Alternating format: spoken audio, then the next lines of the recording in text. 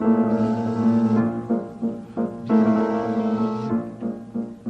what a glorious thing to be, a healthy, grown-up, busy bee, whiling away the passing hours. Ladies and gentlemen, welcome back to my workshop.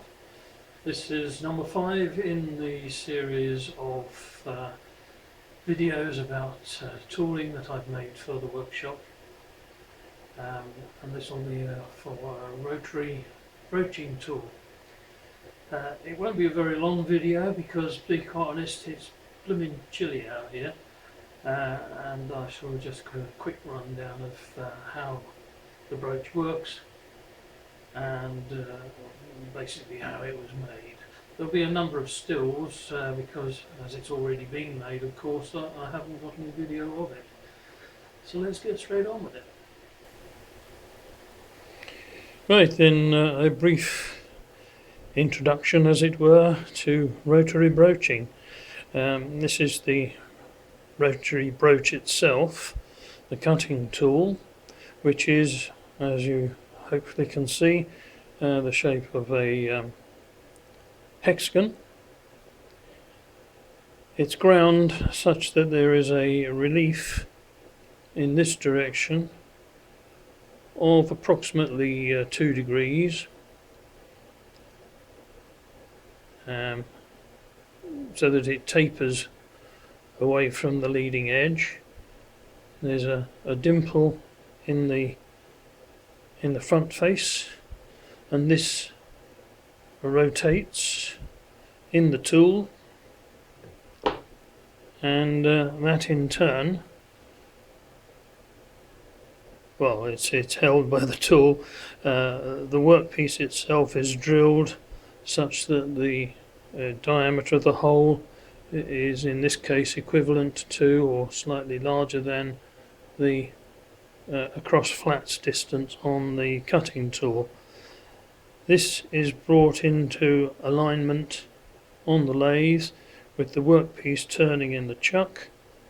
The tool is held at an angle of, well, in my case, 1 degree to the axis of the lathe, which is obviously less than the rake on the cutting tool itself, so that as the tool rotates, if I exaggerate it, it comes in at an angle like that and cuts. The two rotate together and it cuts at an angle and sort of slides in, as it were, to form the hexagonal internal shape. Easier to do than it is to explain. What I've done is I've taken what was a revolving centre for the lathe.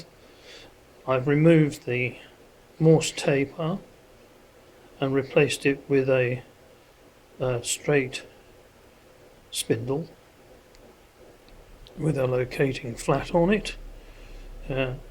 The point of the rotating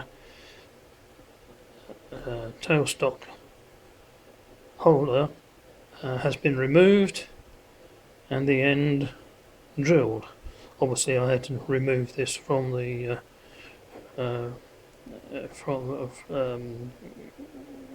well, this is all one piece, and I've turned this in this lathe, drilled out a hole which is a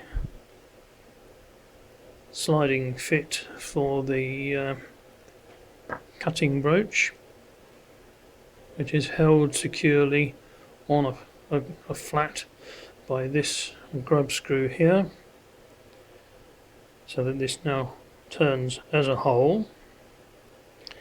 That is in turn held by this block, which is held in the quick change tool post. This is ground, obviously it could be milled, but this is ground such that this face here is at a 1 degree angle to the axis of the lathe. I don't know whether you can see that there is light behind this angle here. I'll turn it around that way, you probably might be able to see it a bit better, but you see there's a certain amount of rock. I think you can probably see it just down here, the gap, so that when the spindle is aligned and held in the tool post, and this face is aligned with a bar in the chuck, that cants it over at 1 degree. The quick change tool post and the tool itself is then clamped and can be fed in at that angle. Let's go over to the lathe and see it in action, and I think you'll probably see what I mean a little better than I can explain it. Right, here we are over at the lathe. What I've done is I've mounted a piece of silver steel in the 6-jaw chuck, mounted the tool block on the quick change tool post and loosened it off. If I now bring the tool block up to the bar and align it such that there's no play, this is now at an angle of 1 degree to the axis of the lathe. Lock quick change tool post,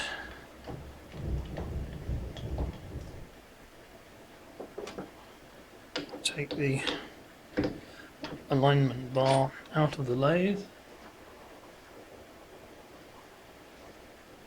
and replace it with the workpiece, which has got, as I said before, the clearance hole drilled in the end, and I've slightly relieved the entry point with a countersink just to ease things in a bit.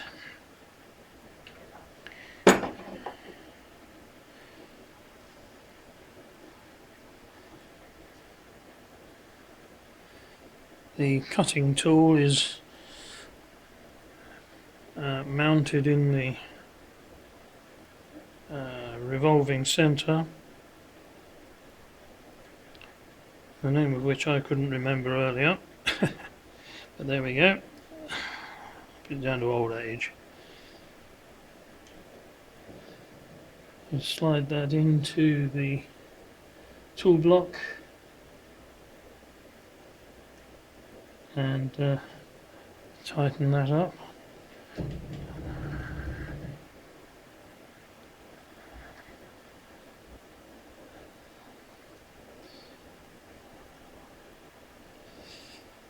And wind this in until we get to the centre.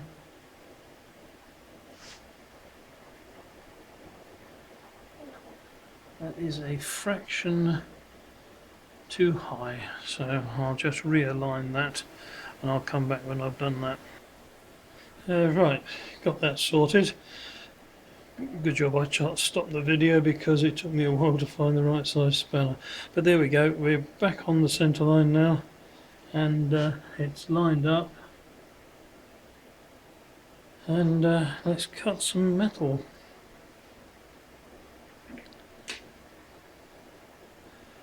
Now it helps if you switch the lathe on. There we go.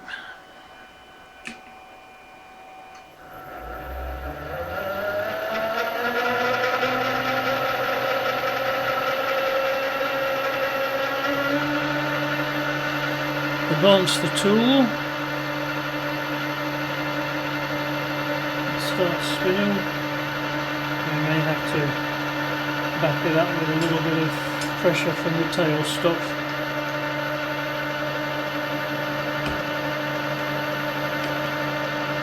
There we go, it's advancing now. I don't suppose you'll be able to see that, but I assure you it is.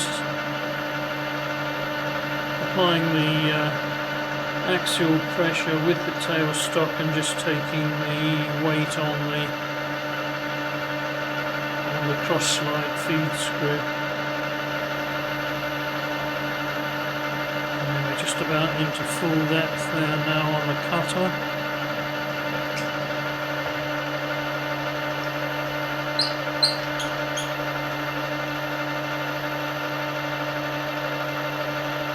Wind that out slowly. There we go.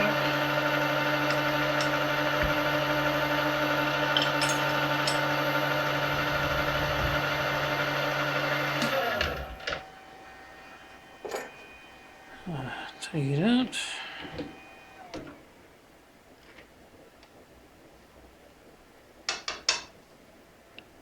And let's have a look. There we have a hexagonal internal hole. I'll just get an Allen key and see if we can fit it in there.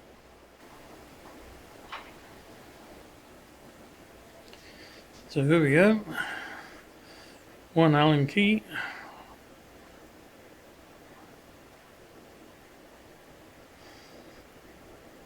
One hexagonal hole. Obviously you can grind the profile of the rotary broach to just about anything you like, whatever size you like, within reason. And this is a home ground one. I've hardened it, or at least tried to harden and temper it, but I don't have the facility with, for example, oxyacetylene or propane oxy burn. I just use a normally plumber's gas torch, and to be perfectly honest, I'm not that proficient at hardening. However, it has done the job.